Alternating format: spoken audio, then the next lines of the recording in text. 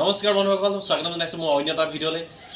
আজি দেওবাৰ আৰু ফুৰিবলৈ ওলাইছোঁ। খুবেই মনটো ভাল লাগি আছে কাৰণ আজি ফুৰিবলৈ ওলাইছোঁ পৰিয়ালৰ সৈতে। মা যাব আৰু মা পত্নী আৰু মোৰ বাচ্চাটোৰ সৈতে ফুৰিবলৈ গৈ আছোঁ। বহুত দিন ফুৰিবলৈ যাব পৰা নাই, কৰ্মৰ ব্যস্ততাৰ ফলত যাব পৰা নাই।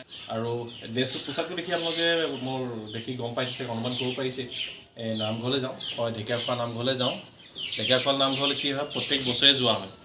এইবাৰ মানে কি কৰ্মব্যস্ততাৰ কাৰণে এইবাৰ যোৱাই নহ'ল। কালি ভাদ মাহো পাৰ হ'ল, এতিয়া আহিন মাহে সোমালে এতিয়া। আৰু আজি মনটো সেইটো কাৰণে ভাল লাগিছে আৰু যাব পাৰে। যি কি নহওক, পবিত্ৰ মাহ বুলি কোনো ভাদ মাহটো পবিত্ৰ মাহ বুলি কোৱা হয়, কিন্তু পবিত্ৰ মাহ বুলি কোনো কথা নাথাকে। বাকীকেইটা বছৰেকৰ গোটেই মাহকেইটাই পবিত্ৰ হয়। গতিকে যাওঁ বলক, ভিডিঅ'টো দেখাম। তেল ডিপু তেলটো ভৰাই লওঁ। তেল ভৰালোঁ, তেল 900 টকা ভৰাই লৈছোঁ। 900 টকাত পাবগৈ লাগে। 46 কিলোমিটাৰমান হয় আমাৰ শিৱসাগৰ নগৰৰ পৰা ঢেকীয়াখোৱা নামঘৰলৈ। আমি আৰু যোৰহাট টাউনৰ পৰা 15 কিলোমিটাৰমান হয়। যোৰহাটৰ পৰা উজনিৰ ফালে আহিব লাগিব, পূব ফালে।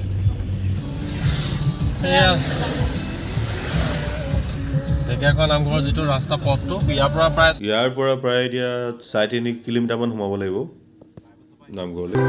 পৰিৱেশটো এইফালে দিব, এতিয়া গাড়ী ৰাখিবলৈ এতিয়া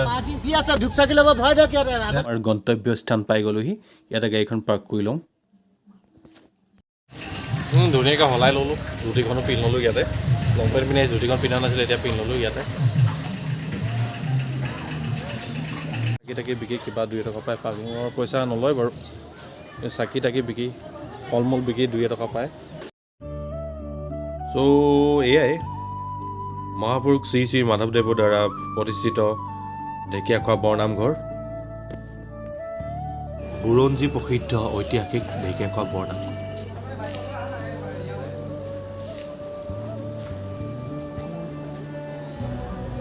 গোটেই চৌহদটো দেখাই দিছোঁ এপাক সুন্দৰকৈ। ঢেকীয়াখোৱা বৰনামঘৰ এইবাবেই কোৱা হয় কাৰণ ইয়াৰ ডাঙৰ চৌহদটোৰ বাবে আৰু বুৰঞ্জী প্ৰসিদ্ধ হোৱাৰ বাবে। নামঘৰটো মুঠ মাটিকালি 13 বিঘা।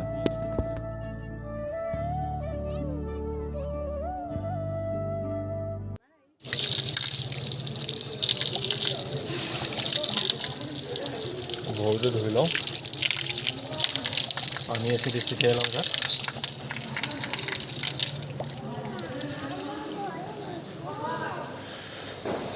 বন্ধুসকল, আপোনালোকক ঢেকীয়াখোৱা নামঘৰৰ সমগ্ৰ পৰিৱেশটো দেখাই যাম। লগতে ঢেকীয়াখোৱা নামঘৰৰ নামটো আঁৰৰ কাহিনীও কৈ যাম। কেনেকৈনো ঢেকীয়াখোৱা নামটো পৰিল বা বৰনামঘৰ পৰিল, সকলো কথা বিৱৰি ক'ম। প্ৰবাদ অনুসৰি বৈষ্ণৱ ধৰ্ম প্ৰচাৰ কৰি থকাৰ সময়তে অবৈষ্ণৱসকলৰ প্ৰৰোচনাত পৰি ৰজা শুক্লেংমঙে মহাপুৰুষ শংকৰদেৱ আৰু মাধৱদেৱক বন্দী কৰিব খোজাত শংকৰ গুৰুক শিষ্যসকলে আত্মগোপন কৰোৱায়। ৰজাই মাধৱদেৱক জোঁৱায়েকৰ নাম আছিল হৰি, জোঁৱায়েক হৰিৰ সৈতে বন্দী কৰে। পাছত বিচাৰত জোঁৱায়েকক মৃত্যুদণ্ড দিয়ে আৰু মাধৱদেৱক মুক্তি দিয়ে। বন্দীশালৰ পৰাই ওলাই আহি বৰ্তমানৰ ঢেকীয়াখোৱাৰ বৰনামঘৰ থকা ঠাইত এটা ভঙা পূজাত থকা অতি দৰিদ্ৰ এহাল বুঢ়া বুঢ়ী ঘৰত দুখে ভাগৰে মাধৱদেৱে আশ্ৰয় ল'লে। তাৰ আগতে মাধৱদেৱে সেইখন গাঁৱতে অন্য লোকৰ ঘৰতো আশ্ৰয় বিচাৰিছিল, কিন্তু কোনোৱে আশ্ৰয় দিবলৈ সন্মতি প্ৰকাশ নকৰিলে। তাৰপিছত বুঢ়া বুঢ়ী ঘৰত নিশা আশ্ৰয় বিচৰাত বুঢ়া বুঢ়ীয়ে আমাৰ ভঙা গৃহতে আশ্ৰয় ল'ব পাৰিব বুলি ক'লে। নৈ কাহাৰ কৰিবলৈ বুঢ়ীয়ে যি কেইটামান খুন্দু চাউল আছিলে তাকে দি দিলে। ইফালে আকৌ নিজেই নোখোৱা সিদ্ধান্ত ল'লে, কিয়নো সেই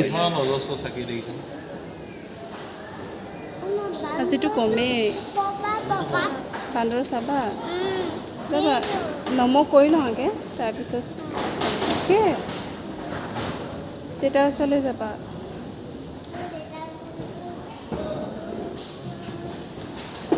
এতিয়া কাহিনীটো পুনৰ কণ্টিনিউ কৰোঁ। ক'ত আছিলোঁ আমি? নৈ কাহাৰ কৰিবলৈ বুঢ়ীয়ে যিকেইটা খুন্দু চাউল আছিলে তাকে দি দিলে গুৰুজনাক। ইফালে আকৌ নিজে নোখোৱা সিদ্ধান্ত ল'লে, কিয়নো সেই চাউলকেইটা এজনলৈকে নাতে, গোটেইকেইজনে কেনেকৈ খাব। মাধৱদেৱে বহি থকাৰ তেওঁৰ আসনখনৰ ওচৰতে টৌটো পাতিলে আৰু অলপ পিছতে দেখিলে যে চাউলখিনি এচৰু ভাত সিজি উফন্দি কেইবাজনো মানুহৰ খাব জোখাৰে তৈয়াৰ হৈ গ'ল। গুৰুজনাৰ এই কাণ্ড দেখি বুঢ়া বুঢ়ীটো তবাত মানিলে। এতিয়া গুৰুজনাই বুঢ়া বুঢ়ীকো ভাত খাবলৈ ক'লে। তাৰপিছতে বুঢ়া বুঢ়ীয়ে তেতিয়া উপলব্ধি কৰিলে যে এজন ঐশ্বৰিক গুণশক্তি ব্যক্তিত্ব সম্পন্ন ব্যক্তিয়ে তেওঁলোকৰ ভঙা পজাৰ অতিথি হৈছেহি। তাৰ পিছদিনা দিনৰ ভাত সাজৰ বাবে বুঢ়া বুঢ়ীয়ে মাধৱদেৱক কি খুৱাব তাক লৈ চিন্তা চৰ্চা কৰিবলৈ ল'লে। বুঢ়ীয়ে নিজৰ চুলিখিনি জানিব পৰা মতে এই বটগছজোপাৰ আয়ুস এতিয়া প্ৰায় 500 বছৰ হৈছে আৰু এই গছজোপা ৰোপণ কৰিছিল গুৰুজনা মাধৱদেৱে 1528 চনত যেতিয়া এই নামঘৰজনা প্ৰতিষ্ঠা কৰা হৈছিল তেতিয়াই ৰোপণ কৰা। সকল আপোনালোকে দেখিবলৈ পোৱা সেই সন্মুখত কীৰ্তনঘৰৰ মূল আসনঘৰৰ সোঁফালে জ্বলি থকা বন্তি গছি সেই অক্ষ চাকি গছ যি মহাপুৰুষ মাধৱদেৱে 1450 অথবা 1528 খ্ৰীষ্টাব্দতেই এই নামঘৰজনা প্ৰতিষ্ঠা কৰোঁতেই জ্বলাই থৈ গৈছিল আৰু স্থানীয় ভকতসকলক চাকি গছ মানৱ জাতিৰ কল্যাণৰ হেতু কেতিয়াও নুনুমাবলৈ আজ্ঞা দি থৈ গৈছিল আৰু সেয়েহে এতিয়াও প্ৰায় 500 বছৰ ধৰি নিৰন্তৰে জ্বলি আছে, কোনো দুৰ্যোগে ক্ষতি কৰিব পৰা নাই। এই বন্তি গছি এছিয়া বুক অফ ৰেকৰ্ডছ আৰু ইণ্ডিয়া বুক অফ ৰেকৰ্ডছে দীৰ্ঘতম সময়ৰ বাবে প্ৰজ্বলিত বন্তি বুলি স্বীকৃতি প্ৰদান কৰিছে।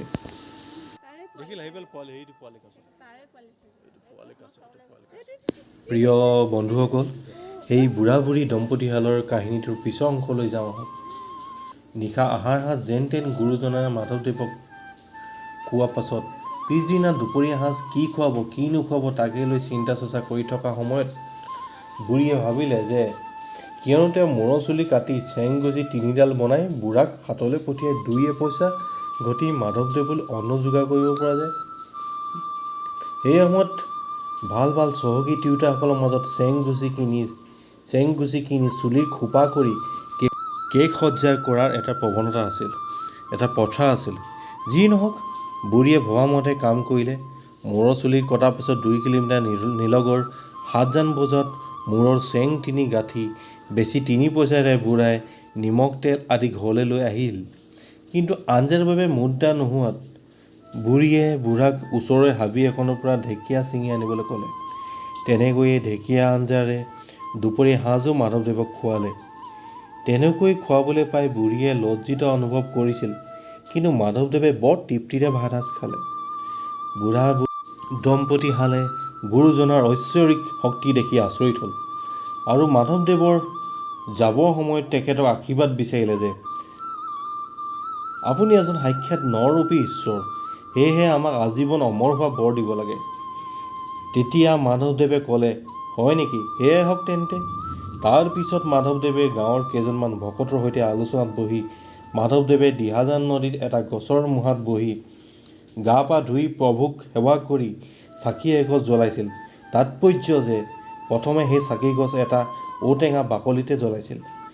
বন্তি গছি জ্বলোৱাৰ পিছত 4টা বৰখুঁটি পুতি নামঘৰৰ সীমা ধাৰ্য কৰি সেইডোখৰ ঠাইতে এটা নামঘৰ প্ৰতিষ্ঠা কৰিছিল আৰু সেই নামঘৰটো তেওঁক আশ্ৰয় দিয়া বুঢ়া বুঢ়ী দম্পতীহালৰ বুঢ়া নামত এই নামঘৰটো থলে বুঢ়া নামঘৰ বুলি আৰু নামঘৰৰ কাষেদি বৈ যোৱা নদীখনৰ নাম বুঢ়ী নামত উৎসৰ্গা কৰি থলে বুঢ়ী দিহা নদী। আৰু ঢেকীয়া শাক খাই তৃপ্তি পোৱাৰ বাবে কালক্ৰমত বুঢ়া নামঘৰৰ পৰা ঢেকীয়াখোৱা নামঘৰ হ'লগৈ।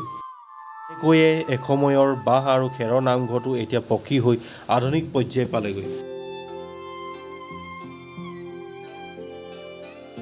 ইমান এটা উৎকট গৰমৰ মাজতো এনে এক পবিত্ৰ ধৰ্মীয় অনুষ্ঠানত কৃষ্ণ কৃষ্ণ কৃষ্ণ সোমাই নেদেখাৰ জনৰ পৰা আশীৰ্বাদ লৈ আমাৰ মনবোৰ পবিত্ৰতা আৰু আনন্দৰে ভৰি পৰিছিল। নামঘৰৰ পৰা উলটি আহি নামঘৰৰ চৌহদৰ গেটৰ মুখতে 2জন অভাৱী বৃদ্ধক 2-1 পইচা দক্ষিণা দি আমাৰ পোনাটোৰ সৈতে সেৱা জনালোঁ।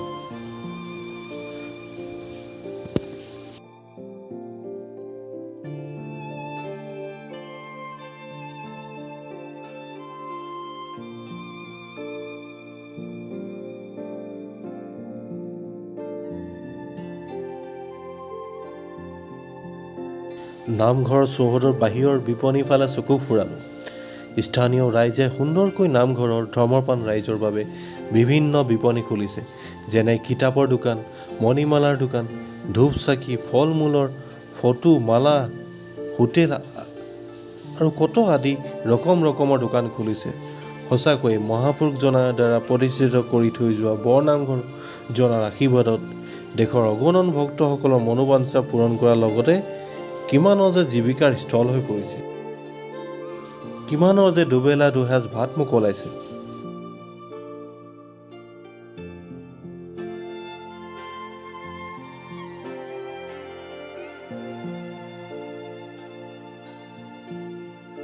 আপোনাৰ কিতাপ পাই যে বিশেষকৈ এনে কি নামঘোষা এইবিলাক মানে ভক্তি ৰস এইবিলাকেই বেছি ন? কিতাপ বেছি ন? কিতাপো বিকে, হয় হয়। অঁ, এনেই বিক্ৰী বাৰ্তা এতিয়া মানে এই ভাদ মাহতে বেছি হয়নে? এতিয়া এইটো মাহত হয় হয় অঁ।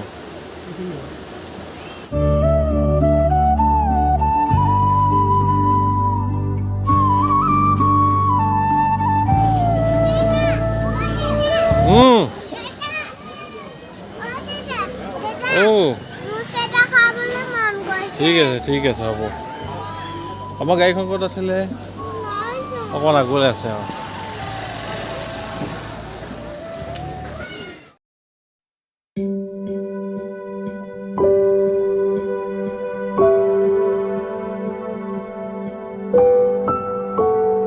উভতনি যাত্ৰাত সেই ঢেকীয়াখোৱা গাঁৱৰ ৰাস্তা দুয়োফালৰ মনোমোহা পৰিৱেশ দেখি আমাৰ মন বিমোহিত হৈ গৈছিল। চাৰিওফালে সেউজীয়া গছ গছনি, শাৰী শাৰী চাহৰ বাগিচা আৰু আটমটোকাৰিকৈ সজোৱা ঘৰবোৰে আমাৰ মন পলকিত কৰি পেলাইছে। ঢেকীয়াখোৱা নামঘৰৰ পৰা ঘূৰিলোঁ আমি এতিয়া টিয়ক টাউন পাইছোঁহি।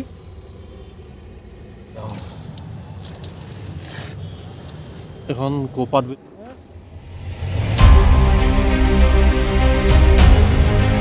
চাওঁচোন কেনেকুৱা খানাটো।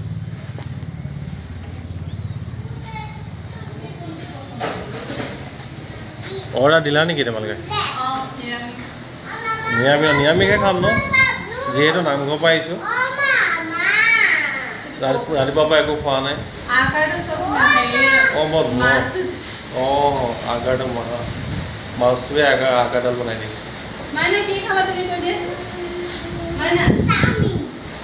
চাওমিন খাবা?